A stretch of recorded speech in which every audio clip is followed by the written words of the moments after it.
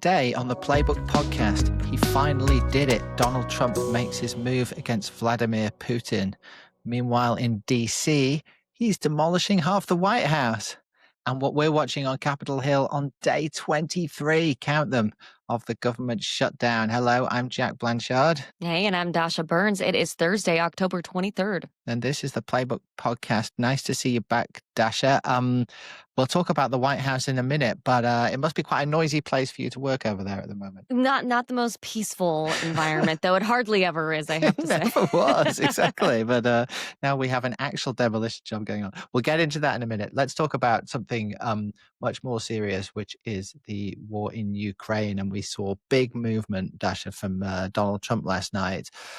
It feels like we've been coming towards this moment for quite a while. We've had quite a few conversations about Donald Trump's relationship with Vladimir Putin. It's been 2 weeks for many months now. 2 weeks from now, I'll talk about the sanctions. Exactly. But I was listening to Secretary of State Marco Rubio last night, speaking on the tarmac. He's on his way to the Middle East about this. And he said, Trump said something would happen if Russia didn't move. Well, this is something happening. And so for people that weren't following this, I'm sure you already know, the Treasury announced major new sanctions on Russia last night. It's the first big move against Russia in terms of sanctions since Donald Trump returned to the White House. Russia's two biggest energy companies both getting very severe US sanctions for the first time. And the idea, Dasha, is to it's attacking the Russian economy, and that is actually where the president thinks this war might be ended. He's squeezing them where it hurts, and energy is exactly it. Yeah. Are you surprised that it's come to this? I mean, Trump sort of dilly-dallied on this, if I can put it that way, for a long time. He talks tough, and then he has a call with Putin, and then they're best friends again. Are you surprised we've actually got to this point? I'm surprised that he's seems to be at a point of exasperation with both of these leaders. We talked about the tense meeting behind closed doors that Trump and Zelensky had, and Zelensky didn't come out of that with what he wanted. And there was a lot of concern that he was going to go cozy back up to Putin again. Well, that hasn't happened. In fact, the opposite has happened. And what a lot of folks on the Hill have been saying for a long time is we want to see Trump put the screws to the Russian president, and he's finally doing that. And he has talked a lot about how sick of the fight between the two men he is, between Putin and Zelensky, and it seems like he's now at a point where he's sort of putting both of them in a corner. Yeah, it's important to say, there have been lots of sanctions put on Russia over the last few years by lots of Western nations. This is being received in Europe as a big deal. Like, this is one of the main things they've been pushing for some time. This is a genuine move against the Russian economy, which is already teetering. And it's striking that it's coming in this moment, right? The sequence of events, and we still don't know the exact details of what happened to that summit that was planned for Budapest get canceled so abruptly. You had Marco Rubio speaking with Russian officials, and then they walked those plans back, and shortly thereafter you're seeing the most significant move from the Trump administration to hit Putin where it hurts. It's a series of events that I honestly wasn't quite anticipating at this point. It is interesting that, isn't it? Because Trump was so warm and happy after his chat with Putin last week on Thursday, and they were going to be getting together in Budapest within a couple of weeks. Hungary, very much a country that's friendly towards Russia, so sort of meeting on Putin's turf in a way. And they haven't spoken again since, but Rubio has with his opposite number, Sergei Lavrov. And of course, Rubio he's talking Trump's talk on Ukraine, but we all know what Marco Rubio really thinks about Ukraine. He's a Russia hawk. He totally is, because we heard it for years and years and years, and people don't just flip overnight. He, of course, is part of this administration, and it's his job to support the president, and he's doing that very dutifully. But we all know what he really thinks. So it's fascinating to me that he's the guy that had the conversation that seems to have flipped this script again.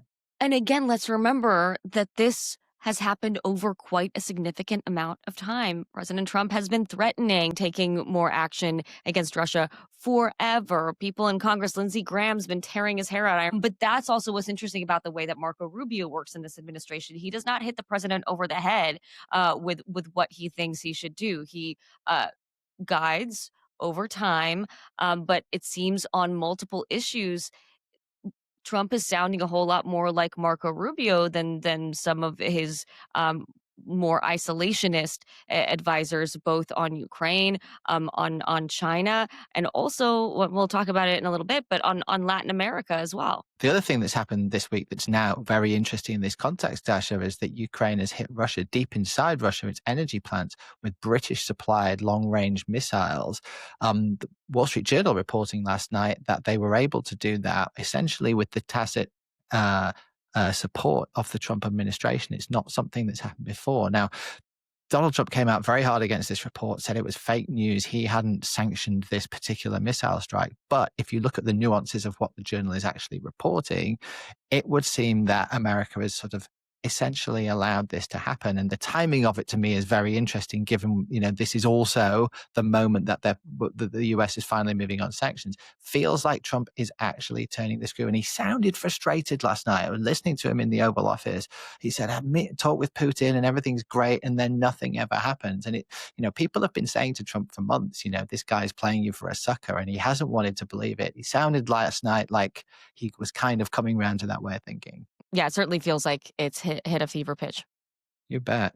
Let's talk about somewhere else where missiles are falling, which is Latin America. American missiles, of course, have been taking out boats, mostly Venezuelan boats that America says are drug smuggling boats. We've seen that over the last few weeks. And Dasha, it feels like this is something that's starting to unsettle Republican members of Congress as much as anyone else now. And we heard talk about this in the Oval Office yesterday, the president saying that they have full authority to do this. And again, very notably, at one point deferring to Marco Rubio, saying, Marco, do you want to say something about this? And Rubio, taking a very strong stance on the need to take out these drug smugglers. But there is a ton of concern on the Hill that this is really stepping over the bounds of the war powers and the congressional approval that should happen in these sorts of cases. And I this week on The Conversation, I've got Senator Rand Paul, who in our interview really went off on this approach from the White House and the lack of ambition, as he called it, in terms of Congress completely ceding its power and sitting by and not doing what he says the forefathers wanted to see that legislative body do in this case.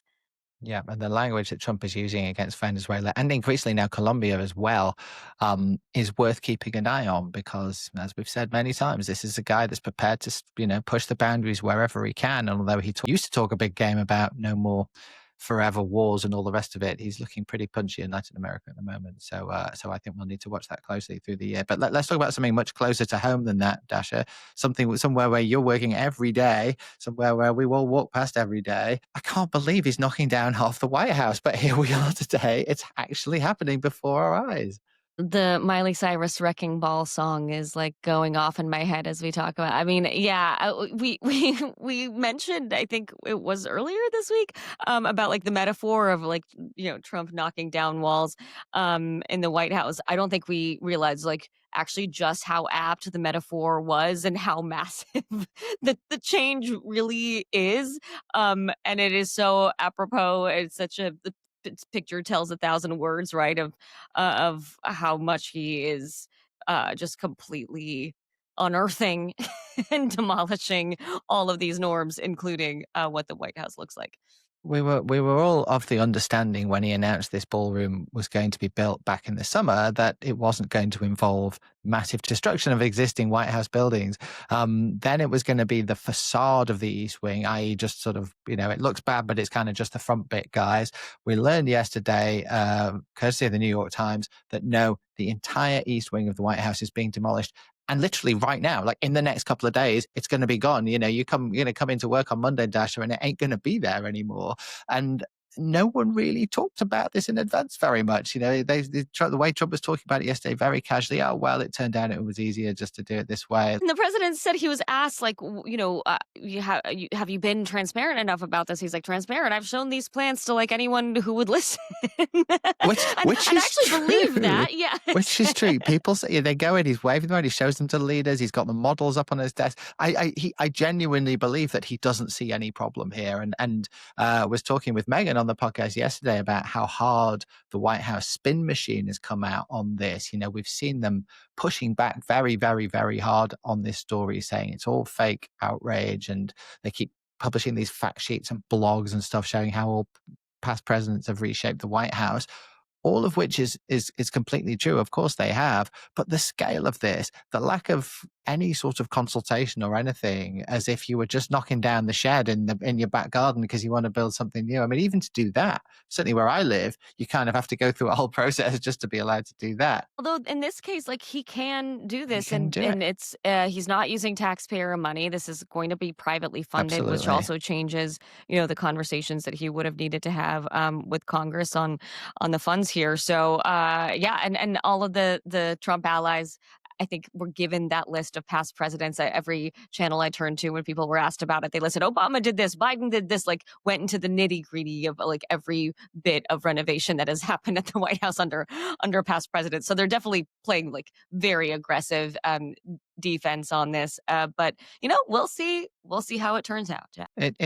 It interestingly, it polls very badly. I was looking at someone had done a sort of snap opinion poll on this, and like most people basically hate the idea of knocking down the East Wing. I don't know whether they know what the East Wing is, but they don't like I'm a the little idea. surprised that anyone like really cares outside of Washington. You say to people, should we demolish part of the White House? Guess what? Their answer is no. And I think that is why, part of the reason why we've seen this very big PR push from the White House, because they know that fundamentally people don't like to see these images of an iconic building being bulldozed. I suspect when it's all done and dusted in however long it takes and it all looks shiny and new, a lot of that sentiment goes away as long as they make it look nice, which I assume is something Donald Trump is actually good at. I will say there are plenty of places in the White House where things are really falling apart. I'm not super familiar with the East Wing, but a little reno or a big reno.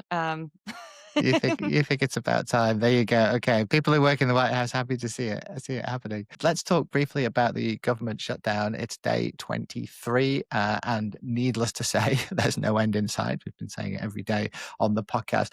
Here's an interesting new fact, though, Dasha. Something new on the government shutdown. I know. We've talked a lot about this date of November the 1st, which is when the open enrollment starts for people on the on Obamacare, essentially, and that being a moment when a lot of people see their premiums go up, and that being a big political moment because the Democrats have made this shutdown all about essentially that moment. So November the 1st is a big date in this shutdown story, now just over a week away, of course. Also happening on November the 1st, millions of low-income Americans are going to lose access to food aid on that same day, because nearly half of states plan to cut off the benefits due to the government shutdown. So that is also a really big deal. And the political dynamic of that could be very different to the one that the Democrats want to, because, even though they're going back and forth about who's to blame for the government shutdown, it is a fact that the Democrats are the ones who are not voting to keep the government open right now. That is just a fact. They are the ones doing that. And therefore, the idea of people going hungry because the Democrats won't vote for a bill to keep the government open, that might start to change the picture in a very different way to the November the 1st thing that they've been waiting for. Yeah, no, the stakes get a lot higher, and of course, voters that rely on those benefits cut across party lines. There will be Democratic voters that are hurt by this, Republican voters that are hurt by this. I think this is where the humanity kind of maybe starts to come back into this. I think there's been a ton of the talk, especially here in Washington, about the politics.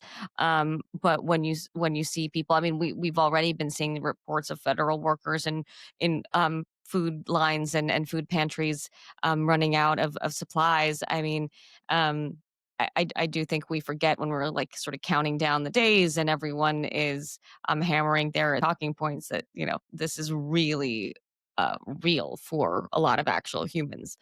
Hundreds of thousands of people, and tomorrow is the first day that federal workers miss their first full paycheck, having missed a partial paycheck a couple of weeks ago. So it becomes even more real at that point when you've got bills to pay and so on. And how's this for a juxtaposition? We've noted this in Playbook before, but whilst all of the federal workers are not getting paid, people really struggling to get by now. Don't forget, the politicians are still getting paid. Even the House has been out for weeks now, but they're all still taking their salaries. And you see politicians still in DC restaurants and having a good time, even as this shutdown is ongoing. And I just wanted to pull this one item out of the bottom of the Playbook newsletter, Dasha, before we go. We do spotteds in restaurants very often and have done for years in Playbook, but sometimes they really do make your jaw hit the floor. Everyone knows, right, in DC that Cafe Milano in Georgetown is kind of a hot spot where politicians and power players like to go. The watering hole. Right, the watering hole of choice. Listen to the people having dinner at a very packed service in Milano last night, most of them separately. But this is from several different people who were there. I would love it if it weren't separately. If it was one big communal table, that would really be something. Joe Biden, Barack Obama, Scott Bessent, Howard Lutnick, Chris Wright, Senator Dave McCormack, Tim Walz, and others as well, in one restaurant, in one night, not all having some party together, but just going out for dinner. And they're like, what a town this That is a legendary spotted. I don't know if we have like a spotted ranking or some sort of like spotted Hall of Fame, but that needs to go in. I mean, what? What a town. What a town. All right, Dasha, we better leave it there on that thought. Thanks everyone for listening. Thanks always, Dasha, for being here. We've got loads more news and analysis and spotteds in today's Playbook newsletter, which you can find at politico.com/playbook. And as always, we will be back tomorrow. Thank you, Jack. Thanks, everybody.